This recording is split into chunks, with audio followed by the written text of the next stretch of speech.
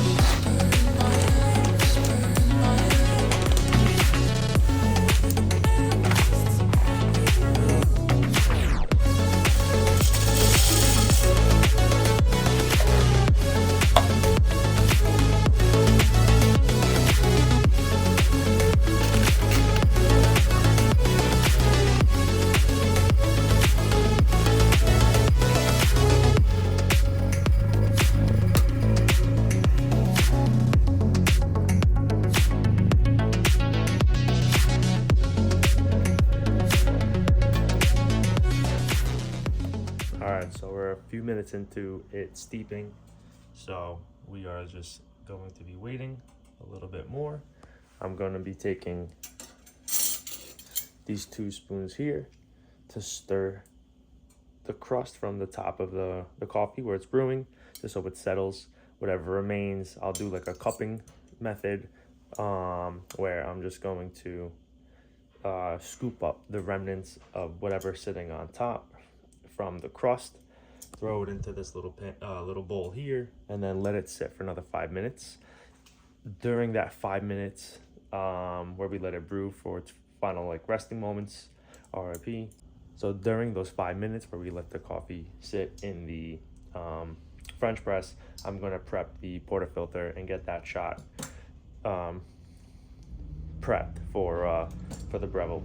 So hang in there, we're almost ready, and we'll be able to taste it together soon.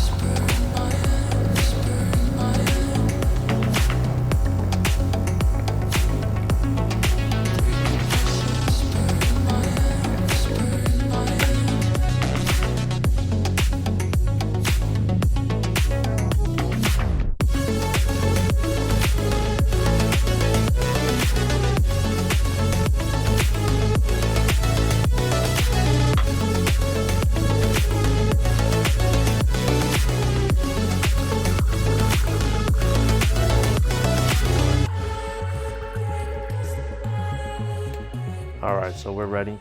We have the French press coffee poured out, as well as the espresso. I try to do a little bit longer of a pre-infusion. So the machine's usually set for 8 seconds. I could hold it down for like 10 seconds before the machine just kicks into kind of like brewing normally. So I wasn't able to hold the pre-infusion longer, but that's fine. I think it's still going to come out really good. One thing that I did catch was when I was grinding the beans, one of the tasting notes that was labeled on the bag is strawberry, and I definitely got like a quick hint of like a strawberry smell when I was grinding it up. So I think for the comparison, I'm going to start with maybe the aromas, but I want to drink the French pressed coffee first, just because the espresso is way more intense, and I'm afraid that it'll linger on the palate longer when I'm starting to try to drink this afterwards. I feel like it'll kind of mask some of the potential differences. So, well, I'm not really getting any scents. Just smells like a hot brewed cup of coffee. I mean, same thing, like this is more bitter because you're getting the scent of the crema that's on top. So let's give the French press a taste and see. Hopefully I don't burn my mouth.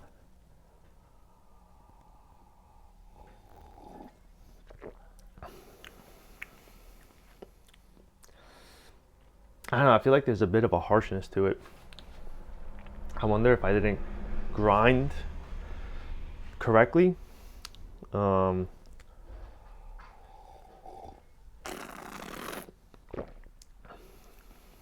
not really getting anything at all. That's kind of a shame. I don't really do the French press, so I definitely messed it up on my end. But it's harsh. It's metallic. I get like a grittiness, like almost like a bland taste of what dirt could potentially taste like is what I'm getting. Let's see what this espresso is like.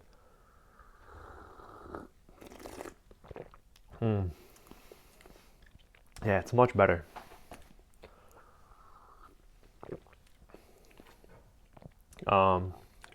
Any tasting notes? I'm definitely getting like, I feel like you get your,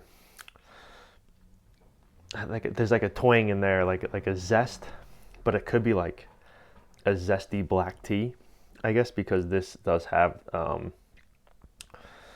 a black tea tasting profile. That was at least listed on the bag from the farm. I don't really get strawberry much. If I still have it. I would say, because they have cacao nibs, strawberry, vanilla, and black tea. If I had to kind of come up with an idea, knowing that those tasting notes are what this coffee tastes like from the farm, I would say it's almost like black tea, but there's like a zest to the black tea, almost as if like more of an orange note in the black tea to give it that zest. And then I feel like I could potentially taste the vanilla slightly throughout like the middle of the body of coffee, of the taste like that I'm experiencing. But what I think truly, like reverting it back to my last video, is I don't think I correctly roasted the 3 batches I did. They were pretty quick because I was blasting it with heat, and I have a feeling that I may be able to get more out of the flavor profile of these beans if I were to slow it down a bit. So I still think when I brew it as an espresso, it's delicious. Like I really, really do like it.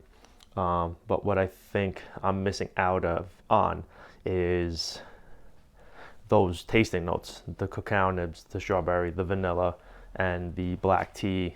Like it's not that prominent. It's kind of subtle, I would say, and it's, if anything, all blended together into this, espresso concoction. That is this espresso. So the next video I do, praying I have my machine back by then, after I roast my next 3 batch of coffee, of the Nicaraguan coffee, I'll see what I'll see what any differences are with that future roast compared to these. But if I had to choose between the French press and this and the espresso, I'm going to choose the espresso. mainly because just it was a much more enjoyable experience. I also have a way more experience using my machine and making espresso.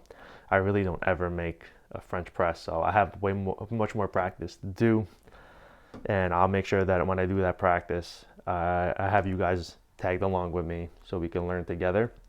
But what I did was, just for reference, in case anyone's interested, I looked at James Hoffman's video where he provided his technique that he suggests for the French press, where he does 500 milliliters of water to 30 grams of coffee.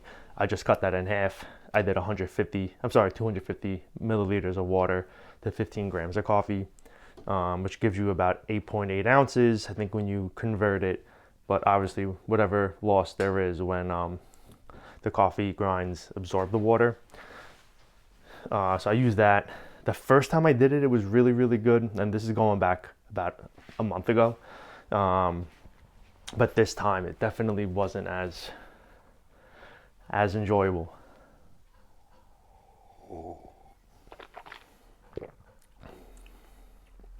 That was better. I don't know why that was better, but that just tasted better. That's the French press.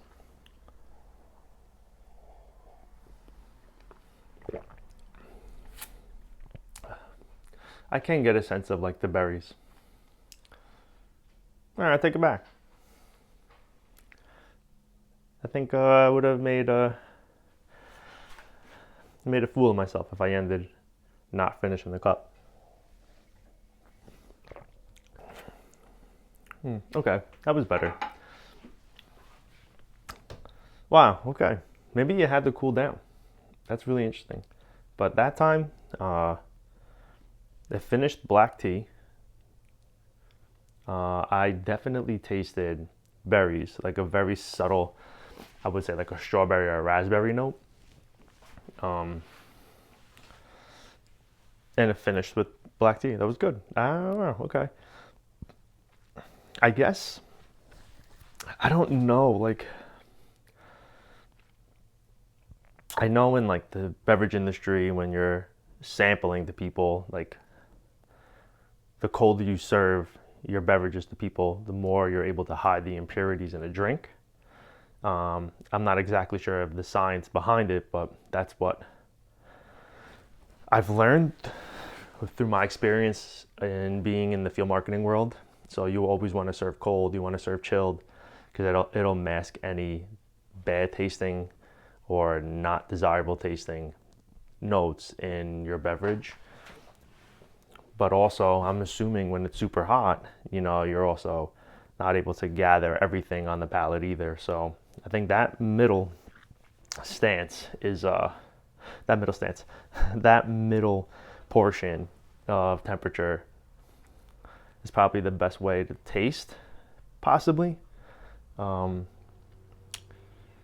So yeah, I think maybe when I do French presses or when I do AeroPresses, I'll let it cool down a bit to see how the tastes are from hot to medium, and then maybe just